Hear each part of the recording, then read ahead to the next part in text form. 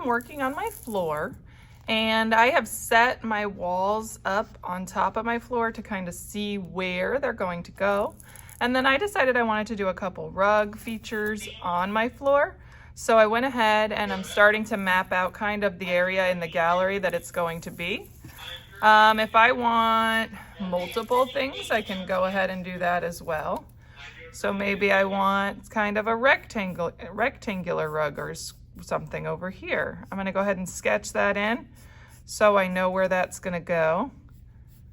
And I'm just gonna keep in mind that I'm doing this in front of my arched doorway so that when I put my piece together, I know that that's how I want it to sit. And then I have this little rug over here. I think that I'm going to do like, what kind of floor do I want to do? It could be a solid color, like it has a carpet or a stained concrete kind of look. It can be a checkerboard pattern if you would like to do that. If I was going to do something like that, or if I was going to do like a wood floor, I'm going to take my ruler, obviously, because those are going to be straight lines, and I'm going to start to put in the lines. I think I'm going to do kind of a wood floor effect. So I'm going to hop my rugs because those are supposed to be laying on top. And when I'm lining up my ruler, I want to make sure it stays straight. So I'm just looking to make sure that this distance is pretty much the same all the way. And I want to make the planks, the wood planks, pretty evenly spaced. So I'm going to look at how big I made it there, how big I made it there. You could take the time to measure it out if you wanted to. Just make sure that if you don't measure it out, you're really eyeballing it and making sure that things are lined up the way they're supposed to be and that it's not getting all kinds of wonky. So I'm just going to keep going in.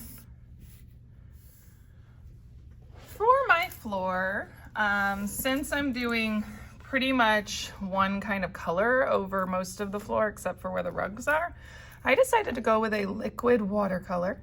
So I have a bucket of water that is partially filled, and I'm going to take my wet brush. It doesn't need to be dripping wet, but I'm going to take some color, and I have a brown and a yellow here. I'm just kind of going to play with it. Wood is not always the same all the way across, so I'm just going to come in and kind of streak this through to give kind of the wood grain effect. And my thought is, and of course a lot of this is about kind of playing with materials, my thought is getting a little more water, playing with the coloring.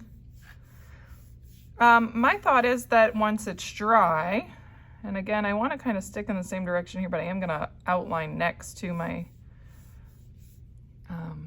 rug there. Once it's dry, I'm going to go over with Sharpie, maybe even some alcohol markers. I haven't decided completely yet, to add in that wood grain. But for right now, and that's okay that I got little specks there, I'm going to go in with probably marker and do the rugs at the end. But probably alcohol markers or Sharpies to go in and outline where I did like where the pieces of wood meet and add in the wood grain effect.